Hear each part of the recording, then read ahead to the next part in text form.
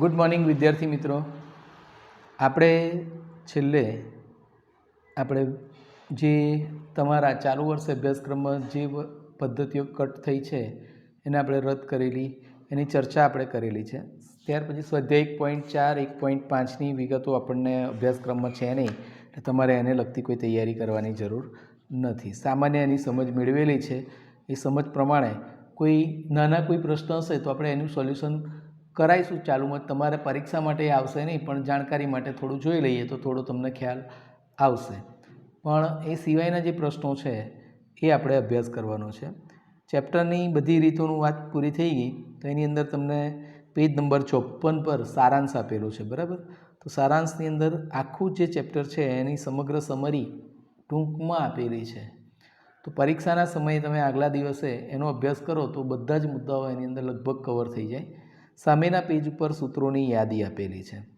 તો આપણે પ્રોજેક્ટનું વર્ક, જો કે 12મા ધોરણમાં તો આપણે નથી આપતા, એટલે તમારે કોઈ એવો સવાલ નથી.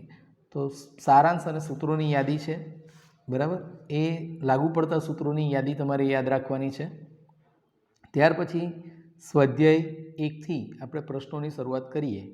તો શરૂઆતમાં જે કંઈ થિયરિકલ પ્રશ્નો છે એ રીતે જોઈશું. કોઈની ગણતરી હશે તો હું ગણતરી તમને સમજાવીશ, જરૂર પડશે તો આપણે કાગળ પર એની ગણતરી પણ કરીશું. તો આપણે પહેલો પ્રશ્ન જોઈએ. વિભાગ એથી શરૂઆત કરીએ કે બહુવિકલ્પ પ્રશ્નો માટે સાચા વિકલ્પની પસંદગી કરો. એટલે કે MCQ બેઝ પ્રશ્નો આપણે જોવાના છે. તો પહેલો પ્રશ્ન છે, નિદર્શઅવકાશ યુના વિશિષ્ટ ઉપગણ ફાઈને કઈ ઘટના કહે છે? તો નિદર્શઅવકાશ યુના બે વિશિષ્ટ ઉપગણ છે, એક ખાલીગણ એટલે કે ફાઈ અને એક યુ, બરાબર. તો અહીં આપણને ફાઈની વાત છે.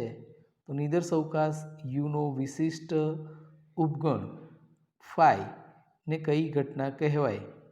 તો વિદ્યાર્થી મિત્રો, થિયરીને આધારે તમે જવાબ આપી શકો. એના વિકલ્પ છે ચોક્કસ ઘટના, ફાઈની પૂરક ઘટના, યુ અને ફાઈની યોગ ઘટના અને અશક્ય ઘટના. તો આપણે ખબર છે કે એની સંભાવના શું થાય છે? 0. અને એટલા માટે એક એવી ઘટના ગણાય, અશક્ય ઘટના તરીકે આપણે એને લઈએ છીએ. તો આપણો જવાબ કયો થશે? વિકલ્પ નંબર ડી. ત્યાર પછી બીજો પ્રશ્ન, ઘટનાઓ એ અને એ ડેશ માટે પ્રોબ ઓફ એ છેદ એ ડેશનું મૂલ્ય કેટલું થાય? બરાબર. ઘટનાઓ એ અને એ ડેશ, એ અને એ ડેશનો અર્થ શું થાય? ઘટના એ અને એની પૂરક ઘટના. તો કોઈ પણ ઘટના અને તેની પૂરક ઘટના એ બે વચ્ચેનો છેદગણ શું હોય? ખાલીગણ હોય, બરાબર. અને અહીં આપણને એની સંભાવનાની વાત કરી છે કે પ્રોબ ઓફ એ છેદ એ ડેશ, એટલે કે સંભાવના. તો ખાલીગણની સંભાવના શું હોય? 0. તો આપણો વિકલ્પ કયો થશે? બી. બીની અંદર આપણને 0 આપેલા છે, તો આપણો વિકલ્પ શું થશે? 0 થશે. આનો આ જ પ્રશ્ન ટ્વિસ્ટ કરીને મારે પૂછવો હોય તો હું એ રીતે પૂછું કે ઘટનાઓ એ અને એ ડેશ માટે એ છેદ એ ડેશનું મૂલ્ય શું થાય? તો એ છેદ એ ડેશનું મૂલ્ય શું થાય? તો ખાલીગણ ફાઈ થાય, બરાબર. તો જ્યાં પ્રોબ પી સંભાવનાનો લાગ્યો છે એટલા માટે એની કિંમત કેવી થઈ જશે? 0 થશે. નંબર 3, નિદર્શઅવકાશની કોઈ પણ ઘટના એ માટે નીચેના પૈકી કયો વિકલ્પ સાચો છે? તો નિદર્શઅવકાશની કોઈ પણ ઘટના એ માટેના વિકલ્પની વાત છે. તો એની અંદર વિકલ્પો વિચારીએ તો વારાફરતી જોઈએ તો prob of A less than 0, પછી 0 less than equal to prob of A greater than equal to 1, પછી સી છે 0 less than equal to prob of A less than equal to 1, બરાબર. અને prob of A greater than 1, આ રીતની આપણને કિંમતો આપેલી છે. તો આની અંદરથી આપણે જોઈએ તો ઘટના એ માટેની સંભાવના માટે શું નિયમ છે? તો એના માટેનો આપણો નિયમ છે કે 0 અને 1ની વચ્ચે એની સંભાવના આવેલી હોય. તો 0 અને 1ની વચ્ચે સંભાવના હોય તો શું થાય? વિકલ્પ નંબર સી. તો વિકલ્પ number C 0 less than equal to prob of A less than equal to 1. તો વિકલ્પ સી આપણો જવાબ થશે. હવે વિદ્યાર્થી મિત્રો, ચોથો પ્રશ્ન જોઈએ. ચોથા પ્રશ્નની વિગત આપણને આપી છે, નિદર્શઅવકાશ યુમાંની કોઈ બે ઘટનાઓ એ અને બી માટે એ ઇઝ સબસેટ ઓફ બી હોય તો નીચેનામાંથી કયું વિધાન સાચું નથી? સાચું નથી એટલે કે ખોટું વિધાન કયું છે એ શોધવાનું છે. એનો મતલબ કે એક જ વિધાન ખોટું હશે, બાકીના વિધાનો સાચા હશે. તો એ સબસેટ ઓફ બી એટલે કે એ બીનો ઉપગણ હોય તો નીચેનામાંથી કયું વિધાન સાચું નથી. તો આપણે એની અંદર જોઈએ તો પ્રોબ ઓફ એ છેદ બી બરાબર પ્રોબ ઓફ બી એટલે કે એ છેદ બીની સંભાવના એ બીની સંભાવના બરાબર થાય છે. તો પહેલાં જ વિધાનમાં આપણને અહીં ખ્યાલ આવી જાય છે કે આ વિધાન કેવું છે, ખોટું છે. આપણે બાકીના વિધાનો ચેક કરીએ તો પ્રોબ ઓફ એ છેદ બી બરાબર પ્રોબ ઓફ એ, તો એ વિધાન સાચું કેમ ગણાય? તો એ ઇઝ સબસેટ ઓફ બી એટલે કે એ બીમાં સમાયેલો છે એટલા માટે એ છેદ બીની કિંમત એ હોઈ શકે. એ જ રીતે એ યોગ બીની કિંમત પ્રોબ ઓફ એ કરતાં મોટી હોઈ શકે અને prob of B minus A એટલે કે prob of B minus prob of A કરીએ તો તફાવત ઘટનાની રીતે પણ એની કિંમત થઈ શકે. એટલે આપણું સાચું વિધાન કયું નથી? તો પહેલું વિધાન જે છે બરાબર પ્રોબ ઓફ એ છેદ બી બરાબર પ્રોબ ઓફ બી એ આપણો જવાબ બને છે. 5મો પ્રશ્ન, સંભાવનાની પ્રશિષ્ટ વ્યાખ્યા બીજા કયા નામે ઓળખાય છે? તો આ આપણા માટે અગત્યની બાબત છે, સંભાવનાની પ્રશિષ્ટ વ્યાખ્યા. તો પ્રશિષ્ટ વ્યાખ્યા એટલે કે એનું નામ બીજું નામ શું છે? ગાણિતિક વ્યાખ્યા. તો ગાણિતિક વ્યાખ્યા જે છે એનું નામ પ્રશિષ્ટ વ્યાખ્યા તરીકે લઈ. આપણે આંકડાશાસ્ત્રીય વ્યાખ્યામાં વાત કરી હતી ગઈકાલે. આનુભાવિક અથવા તો સાંખ્યકીય વ્યાખ્યા તરીકે પણ આપણે એનો ઉપયોગ કરતા હતા. તો વ્યાખ્યાઓના જુદા જુદા જે નામ છે એ યાદ રાખવાના છે. એટલે ગાણિતિક વ્યાખ્યા કઈ હતી? પ્રોબ ઓફ એ બરાબર એમ ભાગ્યા એન એટલે કે ઘટના એને સાનુકૂળ પરિણામો ભાગ્યા કુલ પ્રાથમિક પરિણામો. એટલે એ ગાણિતિક વ્યાખ્યા હતી. ને ગાણિતિક વ્યાખ્યાનું બીજું નામ શું છે? પ્રશિષ્ટ વ્યાખ્યા છે. તો પરીક્ષાની દ્રષ્ટિએ અગત્યનો સવાલ ગણી શકાય. ત્યાર પછી 6થો પ્રશ્ન જોઈએ. એક સમતોલ સિક્કો ઉછાળવાના યાદચ્છિક પ્રયોગમાં મળતી પ્રાથમિક ઘટનાઓ એચ અને ટી માટે સંભાવનાનું નીચેના પૈકી કયું વિધાન સાચું નથી? કયું વિધાન સાચું નથી એનો મતલબ કે બીજા બધા વિધાનો સાચા હશે, એક વિધાન ખોટું હશે. તો એ ખોટું વિધાન શોધવાનું છે. તો સિક્કો ઉછાળવાનો પ્રયોગ છે બરાબર, એની અંદર એચ અને ટીની સંભાવના. તો પ્રોબ ઓફ ટી બરાબર 0.5. તો બરાબર છે કે બે જ પરિણામ છે એચ અને ટી, તો એચ મળવાની સંભાવના પણ 0.5. સમસંભાવી ઘટનાઓ છે તો બે ઘટનાઓ માટે કેટલી તક મળે? સરખી મળે. તો 0.5 પ્રોબ ઓફ ટીની કિંમત મળે. પછી બીજું પરિણામ લઈએ, પ્રોબ ઓફ એચ વત્તા પ્રોબ ઓફ ટી બરાબર 1. તો બે ઘટનાઓ હોય, નિરપેક્ષ ઘટનાઓ હોય, એ અથવા બી બેમાંથી કોઈ એક જ બનતી હોય તો એવી પરિસ્થિતિની અંદર એ ઘટના માટે શું થાય? પ્રોબ ઓફ એચ વત્તા પ્રોબ ઓફ ટી એટલે કે હેડ ઓર ટેલ મળવાની સંભાવનાનો કુલ સરવાળો કેટલો થાય? 1 થાય. એટલે બીજું વિધાન પણ સાચું છે. ચોથું વિધાન પ્રોબ ઓફ એચ બરાબર 0.5 છે. તો જેમ પ્રોબ ઓફ ટી બરાબર 0.5 તો પ્રોબ ઓફ એચ બરાબર પણ 0.5 એટલે એ પણ સાચું થાય. હવે વિકલ્પ number C, probe of H છેદ ટી એનો અર્થ શું થાય? છાપ અને કાંટો બંને મળે તેની સંભાવના. તો સિક્કો ઉછાળવાના પ્રયોગમાં છાપ અને કાંટો બંને સાથે મળે નહીં અને એની સંભાવના 0.5 આપી છે. એટલે વિકલ્પ નંબર સી આપણો જવાબ બનશે. ખોટું વિધાન કયું છે? વિકલ્પ સી. 7મો પ્રશ્ન, નીચે જણાવેલ યાદચ્છિક પ્રયોગો પૈકી કયા યાદચ્છિક પ્રયોગનો નિદર્શવકાશ અનંત છે? તો અનંત નિદર્શવકાશ કોને કહેવાય? તો જેના નિદર્શ બિંદુઓ અથવા નિદર્શ પરિણામો અપરિમિત હોય તેને આપણે અનંત નિદર્શવકાશ કહીએ છીએ. તો બે પાસા ઉછાળવા બરાબર, તો બે પાસા ઉછાળવાનો પ્રયોગ હોય તો એનો નિદર્શવકાશ અનંત ગણી શકાય નહીં. બે પાસા ઉછાળવાનો પ્રયોગ કરીએ તેના પરિણામો આપણને ચોક્કસ મળી શકે. ઓફિસમાંથી બે કર્મચારીઓ પસંદ કરવાના. તો ઓફિસની અંદર ગમે એટલા કર્મચારી હોય પણ એમાંથી બે કર્મચારી પસંદ કરવા હોય તો એ ચોક્કસ રીતે થઈ શકે. પછી છે સી, ઇલેક્ટ્રિક બલ્બનું આયુષ્ય કલાકમાં માપવું. હવે ઇલેક્ટ્રિક બલ્બનું આયુષ્ય કલાકમાં માપવું એને આપણે અનંત નિદર્શવકાશ તરીકે લઈ શકીએ. આપણે જ્યારે એની થિયરીનો અભ્યાસ કર્યો ત્યારે પણ બલ્બનું જ ઉદાહરણ આપણને આપેલું છે અને એ વખતે આપણે વાત કરી હતી કે ઇલેક્ટ્રિક બલ્બનું ઉદાહરણ તમારે ખાસ યાદ રાખવાનું છે અને આધારે એની ગણતરી કરવાની જરૂરિયાત પડે. તો ઇલેક્ટ્રિક બલ્બ 0 થી 1 કલાક હોય તો 1 કલાકની અંદર પણ એને જુદી જુદી સંખ્યાઓ વડે અનંત સુધી ભાગ કરીએ તો એનાથી પણ એના પછીની નવી નવી સંખ્યાઓ મળે. એનો મતલબ કે ઇલેક્ટ્રિક બલ્બનું આયુષ્ય કલાકમાં માપવું એ પ્રયોગનો નિદર્શવકાશ અનંત નિદર્શવકાશ છે. પછી ડી વિકલ્પ આપ્યો છે 52 પત્તામાંથી એક પત્તું પસંદ કરવું. તો 52માંથી એક પત્તું પસંદ કરવું 52C1 પ્રકાર એટલે 52 રીતે કરી શકે તો એ ચોક્કસ પરિણામ આપણને આપે છે. એટલે આપણો જવાબ કયો થશે? ઇલેક્ટ્રિક બલ્બનું આયુષ્ય કલાકમાં માપવું. 8મો પ્રશ્ન છે ઘટના એ યોગ એ ડેશ બરાબર યુ હોય તો એ અને એ ડેશ કેવી ઘટનાઓ કહેવાય? તો કોઈ ઘટના અને એની પૂરક ઘટના, ઘટના અને પૂરક ઘટનાનો યોગગણ કરીએ અને નિદર્શવકાશ યુ બરાબર થાય તો એ અને એ ડેશ કેવી ઘટનાઓ કહેવાય? તો આપણને વિકલ્પ આપે છે નિરપેક્ષ ઘટના, પૂરક ઘટના, ચોક્કસ ઘટના અને અશક્ય ઘટના. તો જે બે ઘટનાઓનો યોગગણ યુ થતો હોય તો એ અને એ ડેશ કયું છે એનો મતલબ કે એ કેવી ઘટનાઓ ગણાય એમાં આપણને ખ્યાલ આવી જાય. એ અને એ ડેશની વાત છે તો એ અને એ ડેશ એટલે કે ઘટના એ અને ઘટના એની પૂરક ઘટના અને બંનેનો નિદર્શવકાશ યુ થાય છે એટલે કે એ બે ઘટનાઓ કેવી ઘટના કહેવાય? પૂરક ઘટનાઓ છે એમ આપણે કહી શકીએ. હવે 9મો વિકલ્પ આપણને આપેલો છે.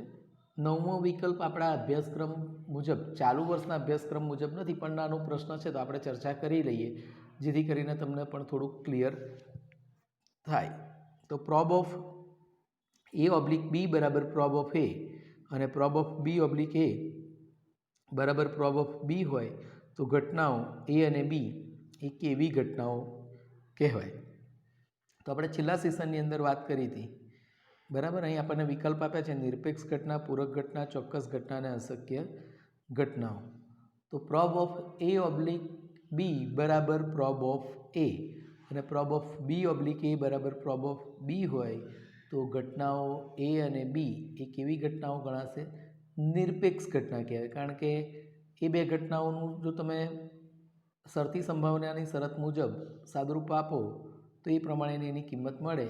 તો એના પરથી આપણે કહી શકીએ કે ઘટના એ અને ઘટના બીની બનવાની કે ના બનવાની સંભાવના એ બીજી ઘટનાઓ પર આધારિત નથી એટલે કે નિરપેક્ષ ઘટનાઓ છે એમ આપણે કહી શકીએ. તો 9મો પ્રશ્ન જે છે આપણે ચાલુ વર્ષે અભ્યાસક્રમમાં તમારે આવશે નહીં, આપણી જાણ માટે આપણે જોઈએ તો એનો જવાબ કયો આવશે? નિરપેક્ષ ઘટના આપણને જવાબ મળે છે. 10મો પ્રશ્ન જોઈએ. નિદર્શવકાશની બે ઘટનાઓ એ અને બી પરસ્પર નિવારક ઘટનાઓ છે. તો એ અને બી પરસ્પર નિવારક ઘટના હોય, નિવારક ઘટના માટે શું શરત છે આપણે યાદ કરીએ તો જે બે ઘટનાનો છેદગણ ખાલી ગણ હોય એને પરસ્પર નિવારક કહેવાય. એની ઉપર છેદગણ ખાલી ગણ હોય તો એની સંભાવના શું થાય? 0 થાય. માટે પ્રોબ ઓફ બી માઇનસ એ નીચેના પૈકી કોના બરાબર થશે? તો પ્રોબ ઓફ બી માઇનસ એનો અર્થ શું થાય? Probe of B minus A એટલે કે તફાવત ઘટના. બી માઇનસ એ એટલે કે ઘટના બી બને અને એ ના બને. તો પ્રોબ ઓફ બી માઇનસ એ બરાબર આપણી શરત મુજબ જોઈએ તો શું થાય? સૂત્ર મુજબ prob of B minus prob of A છેદ બી, જ્યાં આપણે કહ્યું કે એ છેદ બીની કિંમત શું થાય? ખાલી ગણ. અને ખાલી ગણની સંભાવના 0 થાય. એનો મતલબ કે પ્રોબ ઓફ બી માઇનસ એ બરાબર પ્રોબ ઓફ બી માઇનસ 0 એટલે કે એની કિંમત શેના બરાબર થશે? પ્રોબ ઓફ બી બરાબર થાય. તો વિકલ્પ નંબર આપણો કયો થશે? 10મા પ્રશ્ન માટે વિકલ્પ નંબર બી આપણો જવાબ થશે. 11મો પ્રશ્ન. 6 બાજુવાળા 3 સમતોલ પાસા એક સાથે ઉછાળવામાં આવે તો બનતા નિદર્શવકાશમાં નિદર્શ બિંદુઓની સંખ્યા કેટલી થાય? તો નિદર્શ બિંદુઓની સંખ્યા આપણે શોધવી છે તો નિદર્શ બિંદુઓની સંખ્યા કઈ રીતે શોધી શકાય? 6 બાજુવાળા 3 સમતોલ પાસા, બે પાસા ઉછાળવાનો પ્રયોગ હોય તો આપણે શું કરતા હતા? 6 નો 2 ઘાત એટલે કે 36 મળતા હતા.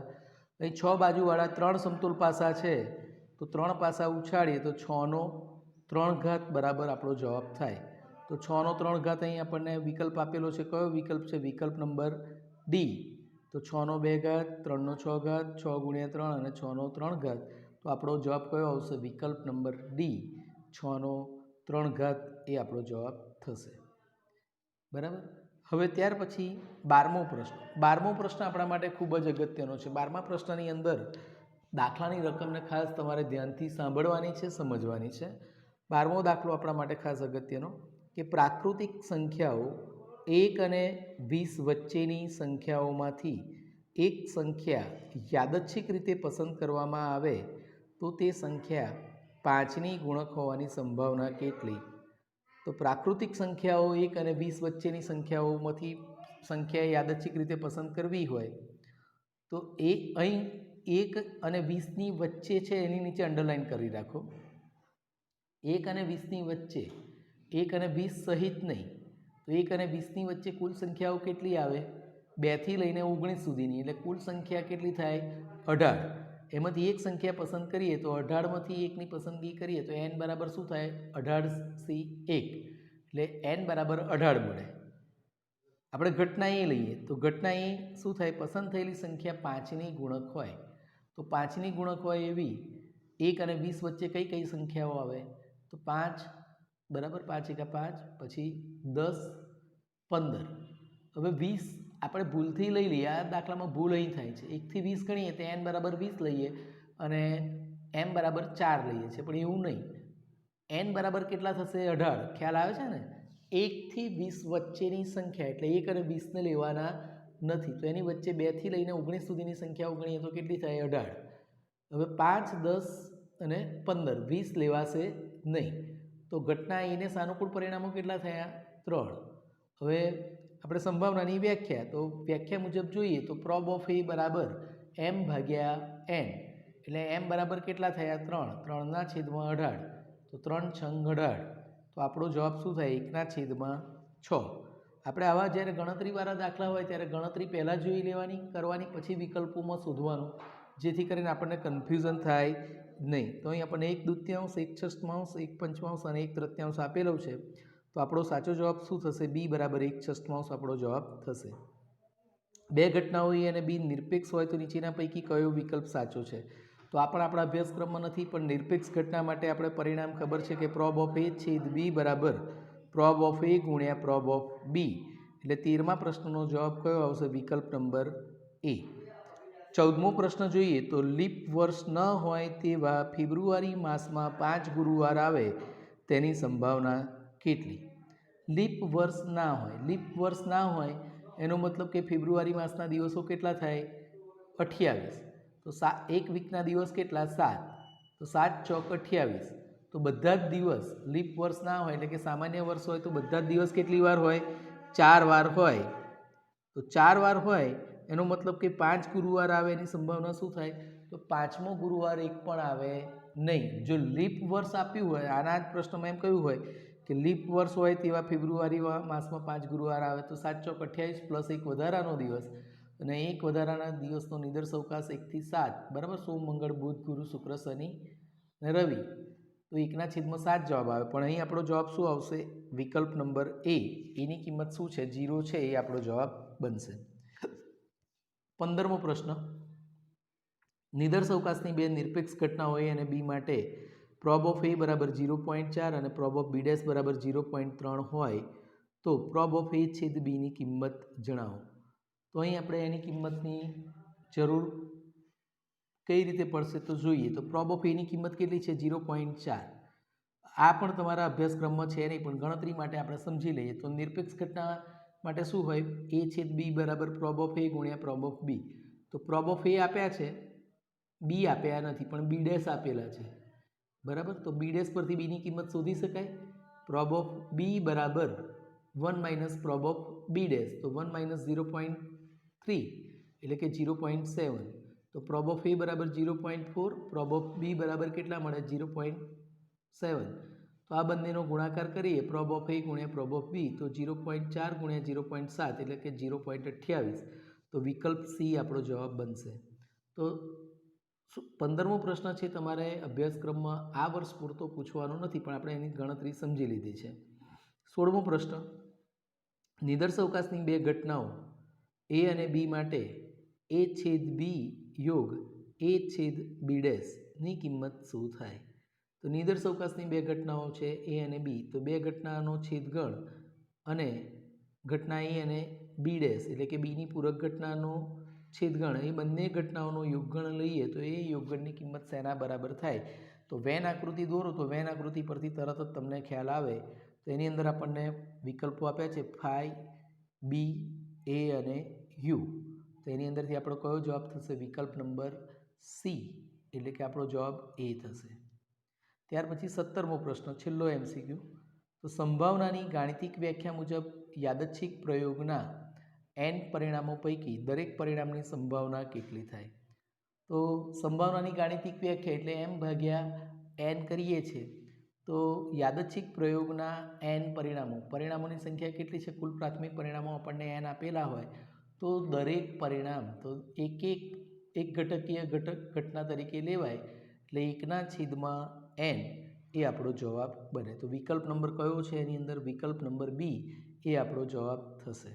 બરાબર. તો વિદ્યાર્થી મિત્રો, અહીં વિભાગ ઈની ગણતરીના જે પ્રશ્નો હતા એ ગણતરીનું કામ આપણે પૂરું કર્યું. હવે વિભાગ બીના પ્રશ્નોની આપણે ચર્ચા કરીએ. તો વિભાગ બીની અંદર જોઈએ તો વિભાગ બીની અંદર પણ થિયરીના કેટલાક પ્રશ્નો આપેલા છે, એ પણ આપણે ઝડપથી સમજવાનો પ્રયત્ન કરીએ, કારણ કે આગળ આ બધા પ્રશ્નોની આપણે ચર્ચા જે તે વખતે કરેલી જ છે, પણ કેટલીક જગ્યાએ ગણતરીની જરૂર હશે ત્યાં ગણતરીવાળા સ્ટેપ આવશે ત્યાંથી ગણતરી કરીશું, પણ થિયરીના જે પ્રશ્નો છે ત્યાં સુધી થિયરીના પ્રશ્નો આપણે પૂરા કરીશું.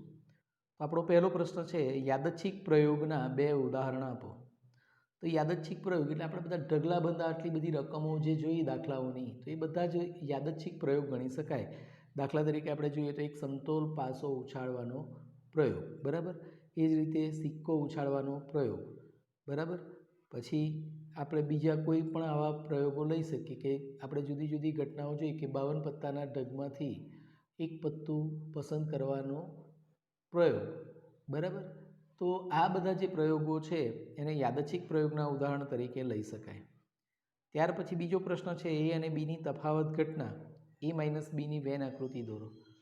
તો વિદ્યાર્થી મિત્રો, પ્રશ્ન ખૂબ જ સહેલો છે, પરંતુ પરીક્ષાની અંદર વારંવાર પૂછાતો છે.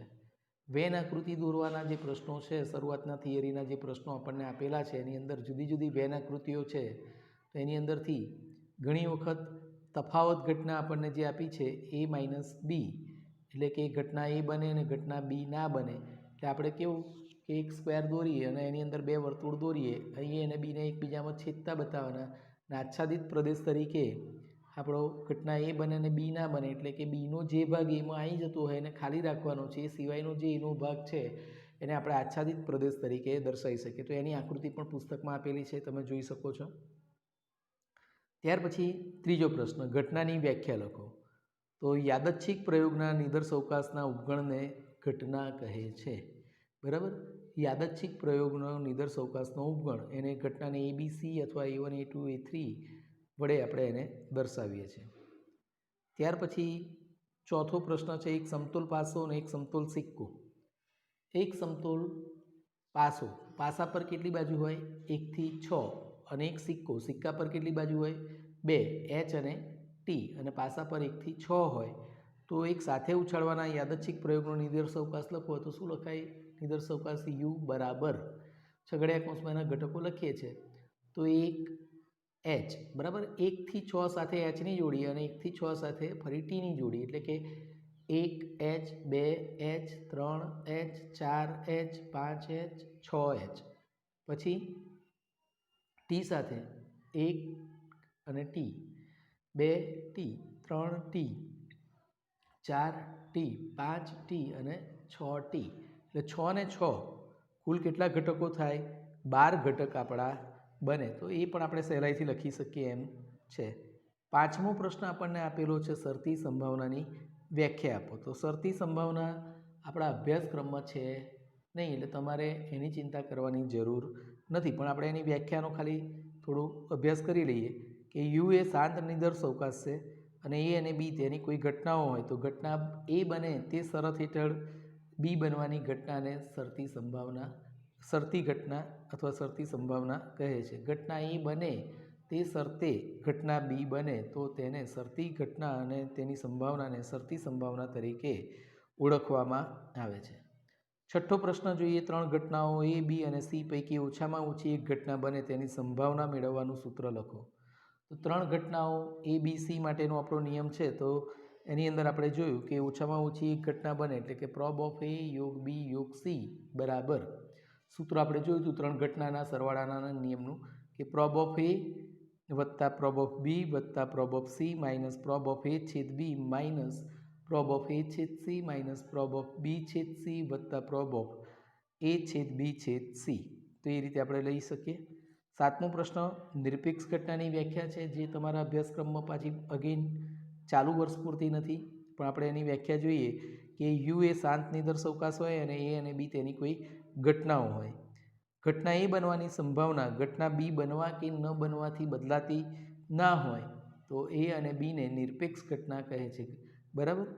તો ફરીથી ધ્યાન રાખો, ઘટના એ બનવાની સંભાવના ઘટના બી બનવા કે ના બનવાથી બદલાતી નથી. ઘટના એની સંભાવના બી બને કે ના બને એનાથી એની અંદર કોઈ ફરક પડતો નથી, તો એ ઘટનાઓને આપણે નિરપેક્ષ ઘટના તરીકે ઓળખીએ છીએ.